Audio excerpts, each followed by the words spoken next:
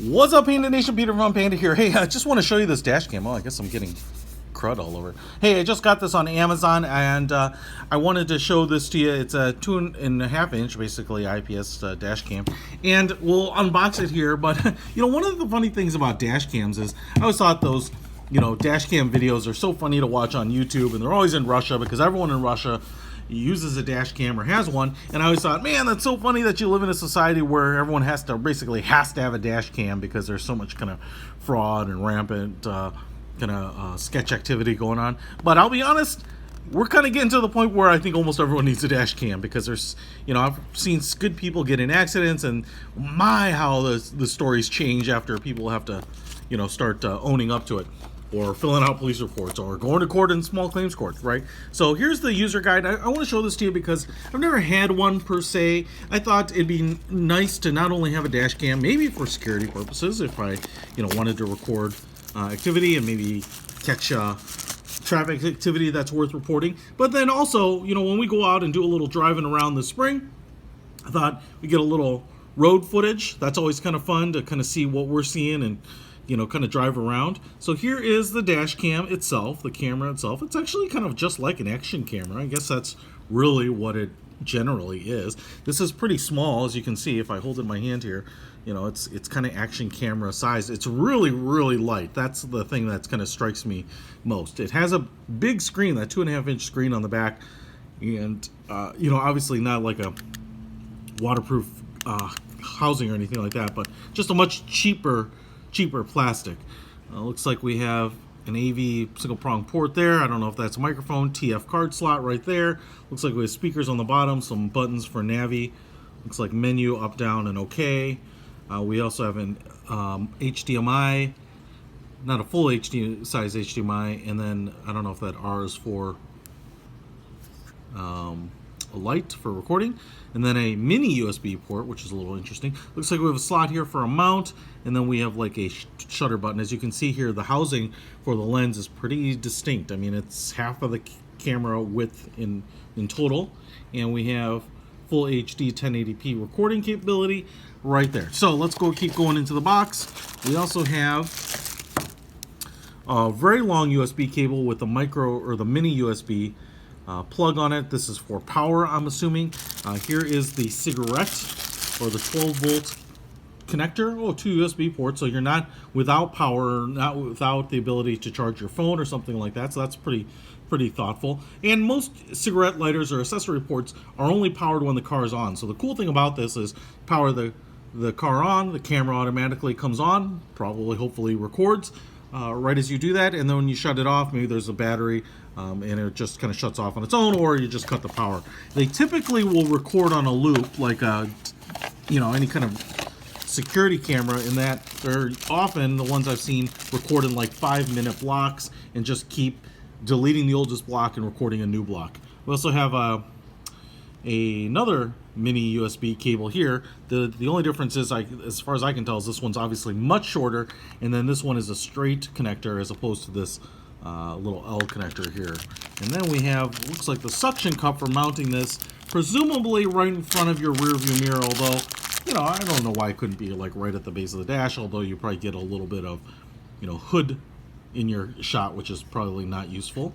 And we have a suction cup mount here, and a little tab to release it, and then here is the switch for pulling that suction cup down to kind of really create the suction on there. And then we have this, which looks like you can lock it at different angles, so depending on what your windshield angle is, that will accommodate it. And then this slides on like that, and now we can attach it in like that. So that'll give you your shutter button access and kind of keep everything oriented upwards. Oh, it's already, I just turned it on. Woohoo! All right, look how big that screen is. That's pretty impressive, man. Right? You got to be kind of impressed with that. It's pretty cool. Looks great from here. I'm assuming that screen will turn off. And then I will say that I don't see any micro SD cards in here, so you're gonna have to provide one of your own, obviously. And I have plenty of those, but as you can see, no card there.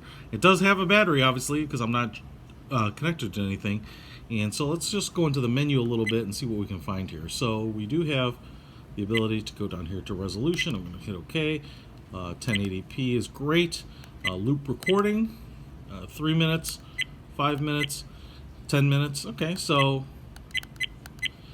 it's really your preference, depending on how comfortable you are on the different video file sizes it records. So I'm just going to do that, and if you really need to append them together, you can do that in software later. WDR, I have no idea what that is. G sensor. Guess it'll record some of that. Looks like some of these are already selected. Exposure. Oops. We'll just leave that as it is. Motion detection. Leave that off. Park guard. Off. I kind of feel like park guard are one of those things where if it hears like smashing glass or something like that, or it's not moving or it has no power and it feels like an impact, it'll turn on. Like a security system for your car. Record audio. Sure, that looks like it's already on. And then date stamp. Looks like that's on, but probably something that will need to be adjusted. So if I hit this and then we go back, so right there you can see the loop recording icon now says 5, so that means it's 5 minutes. We have a date there that is not correct and time that is not correct. Looks like the battery kind of registered that and it's pretty much empty. So, oh, well, I can't record because I don't have an SD card. So let's go find one, get it in there, and start taking some recordings.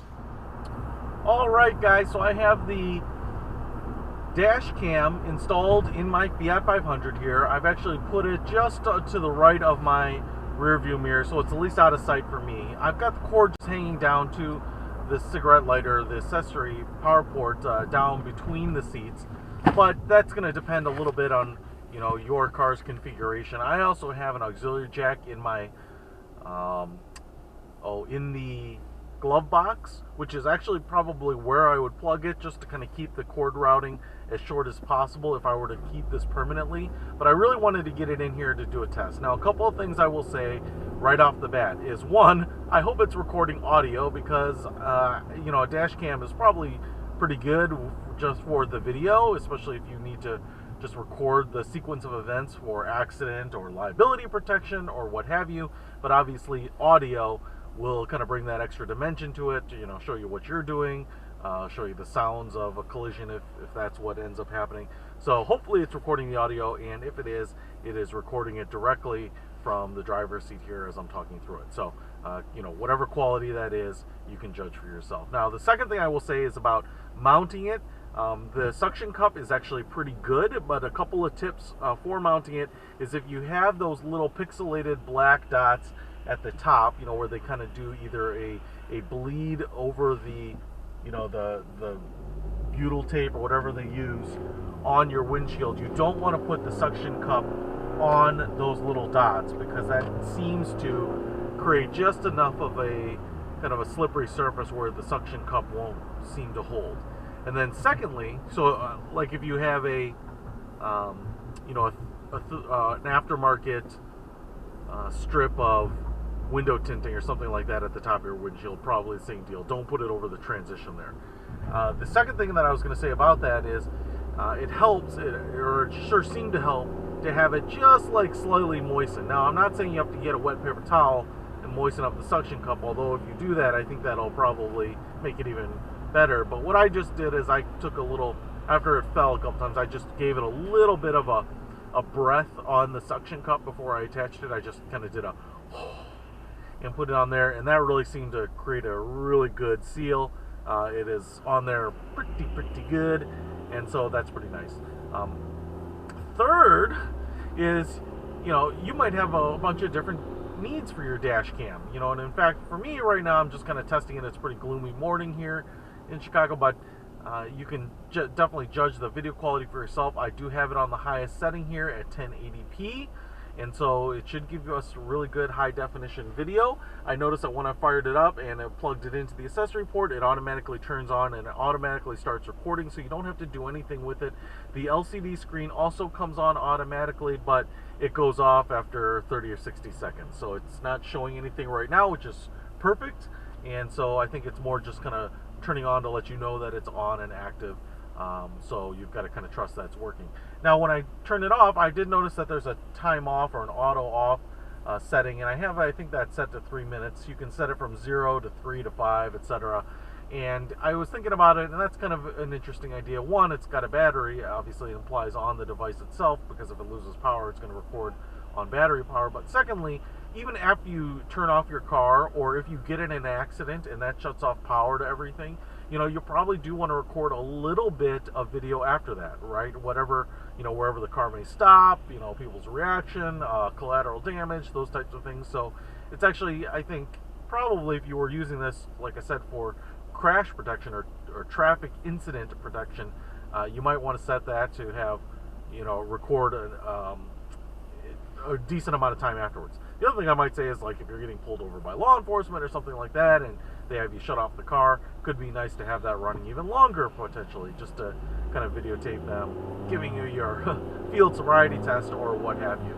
Then the last thing I want to say is, even if it's not traffic incident per se that you're using this for, like I said, I want to take you on a drive this spring when we get the car out, kind of go see a little bit of Chicago. This would be great for a little bit of B-roll if you do. I would say this is probably not the best device for like taking you to a track day, but it certainly could work, especially if you want to record your laps and things like that. So, it's great, not even for kind of personal protection, but just entertainment. If you want to give people a tour of an old neighborhood that you're driving through. I know when I go to my old neighborhood in Detroit and drive around the streets, I kind of take pictures of my friends' houses, and they get a kick out of that, seeing those things. So a little bit of video in those senses would be pretty awesome too. So just whether it's entertainment, a cruise, sharing a nice drive, or scenery with people, probably pretty awesome. So I'm pretty excited about this dash cam. You can judge the audio and video quality for yourself right here, but I will put a link to it in the description so that you can pick one up if you really want it. Peter Von Panda.